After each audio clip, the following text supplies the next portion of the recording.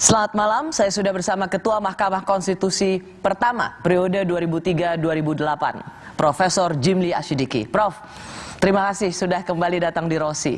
Waktu itu Prof bicara ketika tahun lalu, karena Prof sebagai Ketua MK Majelis Etik, Komite Etik Mahkamah Konstitusi, yang hasilnya waktu itu menonaktifkan atau memberhentikan Anwar Usman sebagai ketua dan melarang terlibat dalam penanganan perkara Pilpres dan Pileg yang ada hubungan dengan PSI. Maka kali ini kita melihat tidak ada Pak Anwar Usman dalam menyidangkan sengketa pemilu.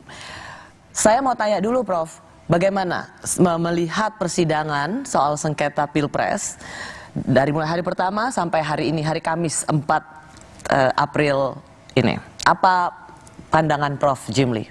Ya, saya sih ikut bersyukur gitu ya. Pertama, meskipun tidak nonton seluruhnya, tetapi secara umum ini menggambarkan, karena semua pihak, semua partai dan semua paslon ya, itu mengajukan perkara PHPU dan juga Pilpres ke Mahkamah Konstitusi, maka ini menunjukkan bahwa MK itu kembali jadi tumpuan harapan akhir dari semua kemelut persoalan ya pemilu dan Pilpres. Sebagai Ketua MK yang pertama merasa ini momentum untuk mengembalikan marwah MK yang dipercaya sebagai lembaga untuk mencari keadilan terakhir. Ya, maka saya selalu bilang seandainya tidak ada pergantian Ketua MK, maka sampai sekarang Ketua MK-nya masih Pak Anwar Usman.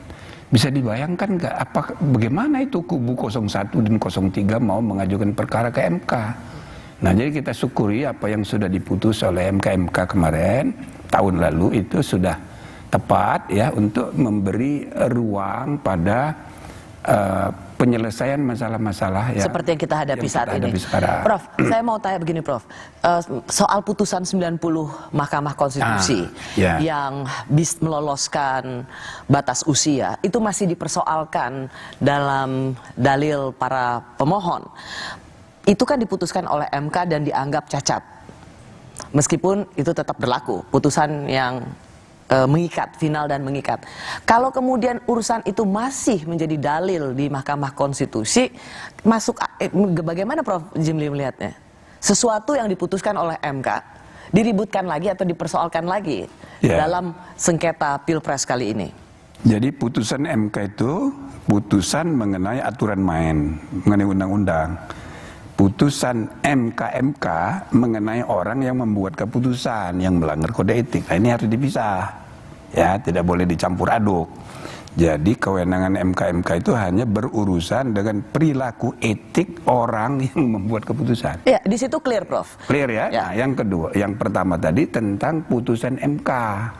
Itu menurut konstitusi final dan mengikat. Ya. Jadi sama kayak undang-undang dibuat DPR, ternyata 15 anggota pansusnya terima suap, di proses hukum masuk penjara. Masuk penjaranya 15 orang anggota pansus yang merancang RUU yang kemudian ditetapkan oleh institusi DPR menjadi undang-undang. Itu dua hal yang harus dipisah, berbeda. Jadi, meskipun prosesnya sendiri dianggap cacat ya, kita udah pernah membahas tapi ini. Undang-undangnya itu sah. Ya, tapi pertanyaan simpel saya tadi, putusan 90 itu kan masih menjadi salah satu dalil para pemohon. Padahal itu sudah diputuskan MK. Maka kemudian pertanyaan logisnya adalah apa masih relevan itu tetap dipersoalkan dalam dalil atau dalam permohonan? Namanya orang petitum itu kan istilahnya permintaan. Para pihak itu meminta. Ya enggak apa-apa. Toh nanti ada jawabnya di putusan hakim. Masing-masing ini dipersilahkan untuk berargumen. Apa argumentasinya? Tentu pihak sebelah itu akan punya kontra argumen. Ya kan? Enggak apa-apa. Jadi proses peradilan itu memang proses yang harus menyediakan mekanisme untuk memperjuangkan keadilan menurut perspektif masing-masing. Prof, kalau begitu saya masuk ke pertanyaan yang sangat substansial, yaitu kalau kita dengar sampai hari ini, yang paling mendasar itu adalah soal MK apakah menjadi tempat yang memiliki kewenangan untuk mengadili sengketa Pilpres di luar perselisihan soal angka. Jadi kalau kita dengar dalam persidangan ini, MK selalu sebut jangan sebagai mahkamah kalkulator.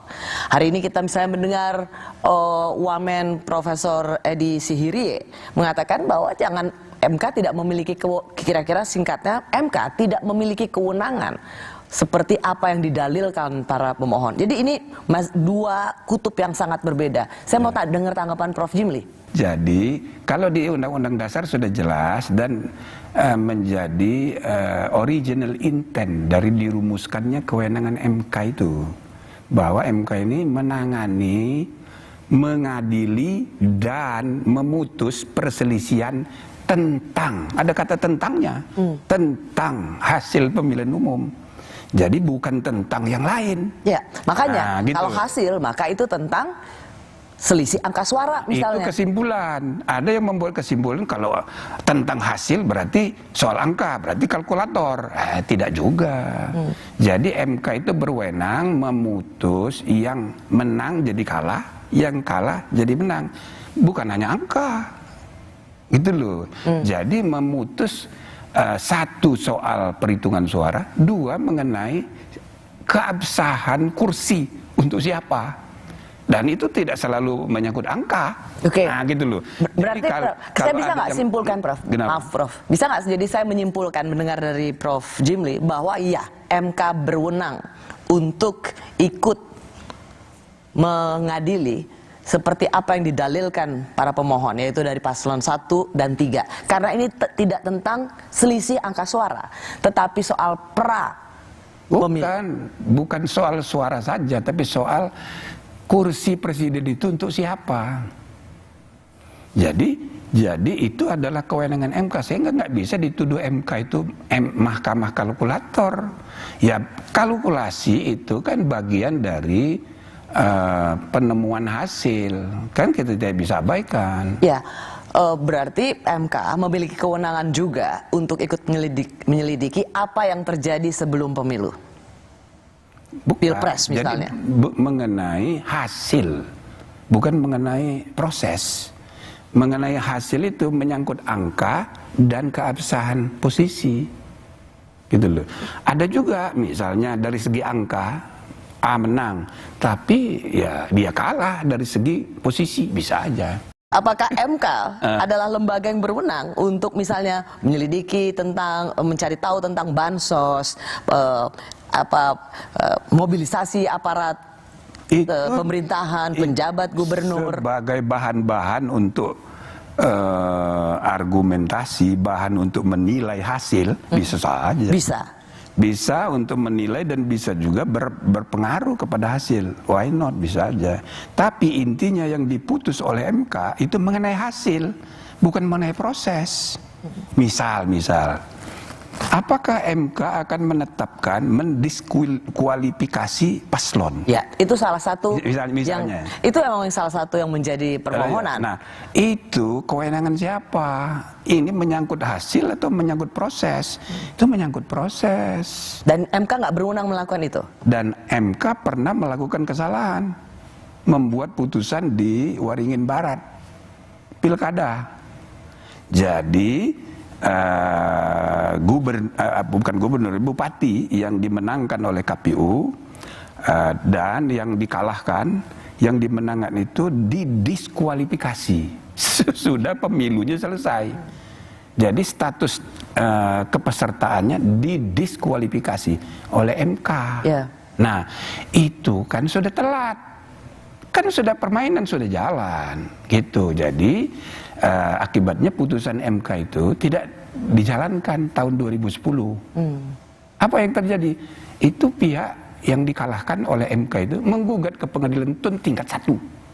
Oleh TUN dimenangkan. Lalu gugat lagi banding ke pengadilan tinggi, dimenangkan lagi. Sampai ke Mahkamah Agung, dimenangkan. Sehingga putusan MK yang mendiskualifikasi, yang menurut Undang-Undang Dasar bersifat final, mengikat menurut konstitusi dimentahkan oleh. Jadi Prof, gara-gara apa? Gara-gara salah. Oke, kalau begitu dengan karena Prof Jimli mengambil contoh itu, berarti MK tidak memiliki kewenangan untuk mendiskualifikasi pasangan calon peserta pemilu. Ya itu saya serahkan pada hakim ya, mereka menilai, tapi itu bukan mengenai hasil. Itu mengenai proses yang sudah ada lembaga yang diberi kewenangan menanganinya, namanya Bawaslu. Gitu loh. Itu yang memang menjadi salah satu argumentasi. Kalau misalnya ada soal proses yang dianggap tidak adil, yang dianggap tidak netral, maka Bawaslu adalah tempatnya. Tetapi mereka juga memiliki argumentasi karena Bawaslu berbagai laporan dari paslon 01 dan 03 misalnya itu tidak pernah ditanggapi dengan serius, sehingga Mahkamah Konstitusi sekali lagi dianggap sebagai tempat paling terakhir untuk mencari keadilan. Kalau misalnya Prof mengatakan itu di Bawaslu, berarti kalau saya mendapat kesan buat Prof ini udah end game, game is over. MK tidak berwenang mengadili sengketa pemilu yang meliputi proses. Ya, yang menyangkut proses. Karena ini bukan ranahnya MK. Tapi persoalannya apakah betul MK itu tidak bisa membuat keputusan gara-gara prosesnya itu keliru, ya kan? Maka hasilnya juga tidak benar. Nah, MK bisa menetapkan yang menang jadi kalah, yang kalah jadi menang. Karena terbukti prosesnya tidak diikuti. Why not? Bisa saja. Misal tadi disebut, ternyata Bawaslu yang harusnya berfungsi untuk mengadili sengketa mengenai calon, tapi tidak berbuat apa-apa, misal gitu. Itu kan jadi bukti untuk mengatakan bahwa yang menang harusnya yang kalah harusnya yang menang. Misalnya, argumen seperti itu bisa dipakai sehingga kembali lagi MK itu mengenai hasil. Hasil itu 2, perhitungan suara dan mengenai posisi. Oke. Gitu loh. Siapa yang berhak, siapa yang tidak. Dan hanya sebatas itu. Ya memang 2 itu hasil itu. Jadi artinya benar, Prof juga termasuk sepakat atau sejalan dengan apa yang dikatakan oleh Pak Ngabalin dari KSP. Urusan bansos harus masuk ke sidang MK, malu-maluin. Bagaimana kalau misalnya bansos itu secara masif terstruktur, misalnya terbukti, bisa berakibat yang menang jadi kalah, yang kalah jadi menang.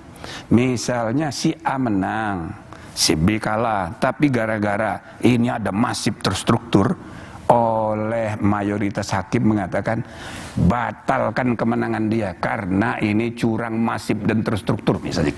Itu bisa saja. Bisa. Oke. Tapi jadi, saya mau masuk lagi. Contohnya di pilkada itu udah sering. Jadi misalnya ada gubernur, bukan gubernur ya, tingkat kabupaten biasanya. Yang terakhir itu yang pernah tahun 2008 Khofifah. Yang tadinya kalah jadi menang dia gara-gara TSM itu. Jadi bukan berarti tidak mungkin, tapi fokus objektum litisnya itu tentang hasil, bukan tentang prosesnya itu.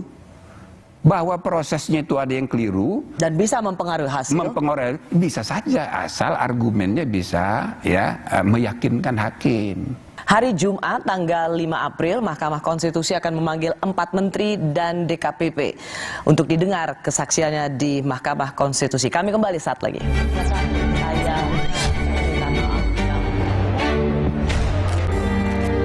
Independensi telah